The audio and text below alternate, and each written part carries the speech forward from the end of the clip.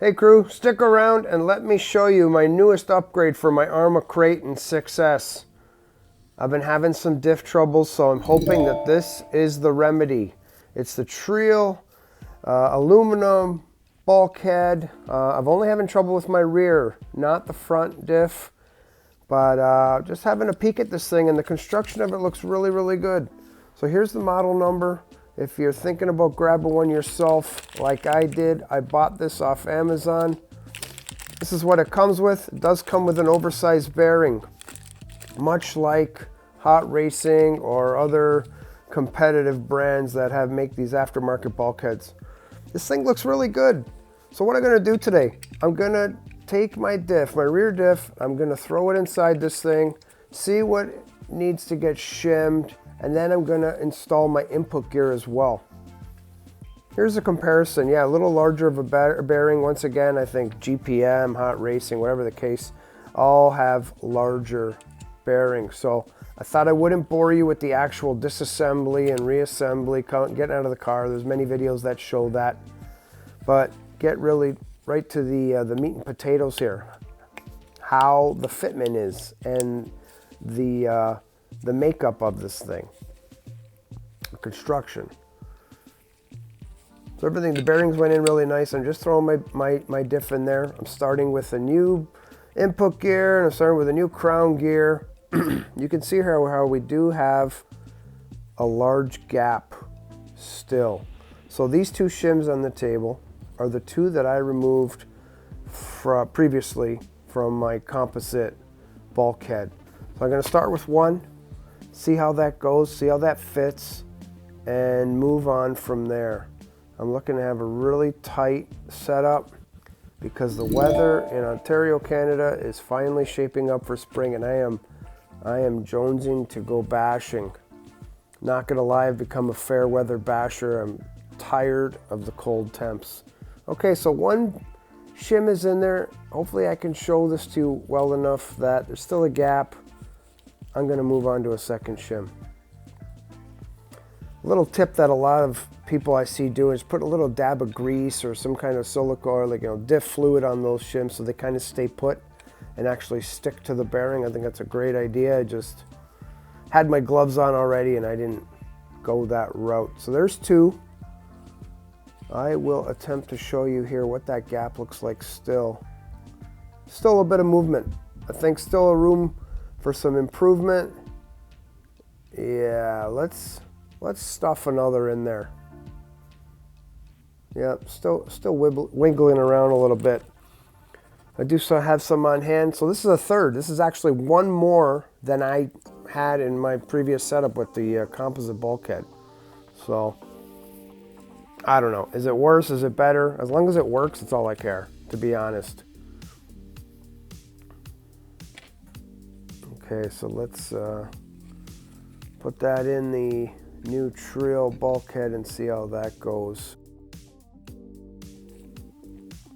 Be sure when you're stuffing the shims in there, I always had an issue wrinkling the shims or bending them or whatnot. This thing falls right in nicely, and I gotta say, the door, the cover, fits wonderfully. It's never an issue of, like again, ruining those shims. I had an issue with that with the composite, so I'm pretty pumped about that.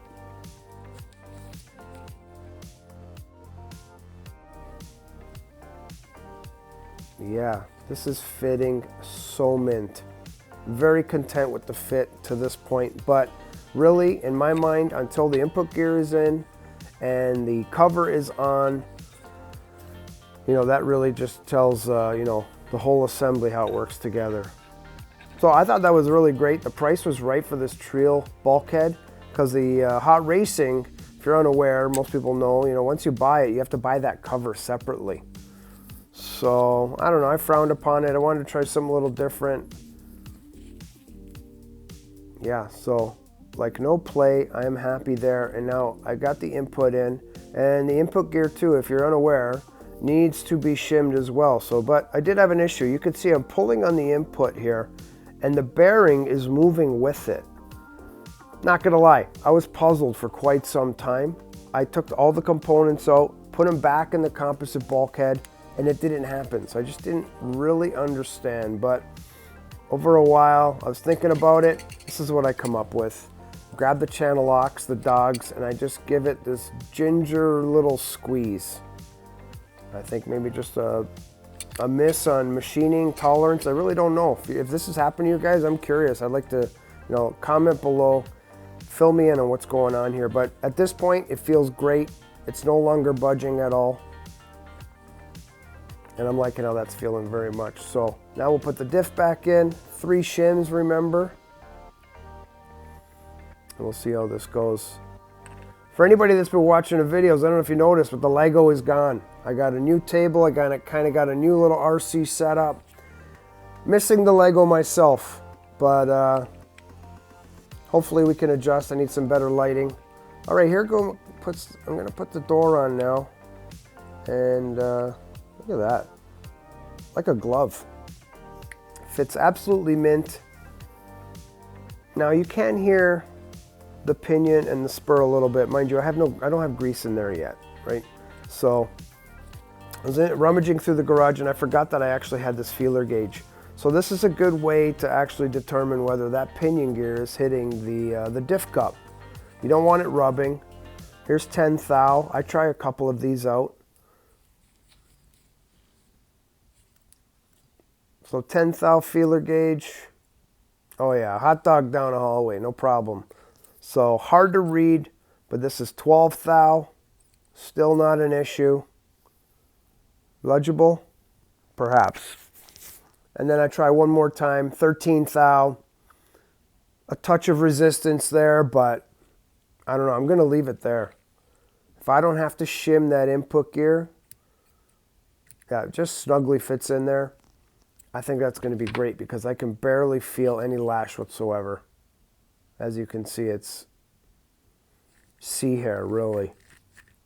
Okay, I'm going to grease that up and I'm going to install that in the car. So, little bonus tip here. I wasn't happy with the binding with the hinge pins in my A-arms, so I just thought I'd throw them in the drill, grab a little emery cloth or sandpaper, and now there's just, they happen to slide in there a lot better. Have nothing to do with the differential or the bulkhead whatsoever, but I just thought, Finished product. Rear bumper's totally thrashed, and I am looking forward, so I'm not going to bash this. Next video I'm hoping is a bashing with the Kraton. I'm ready to send this thing. Appreciate you all, people. Please subscribe and leave a like, leave a comment, and hope to talk to you soon. Keep it real. Peace.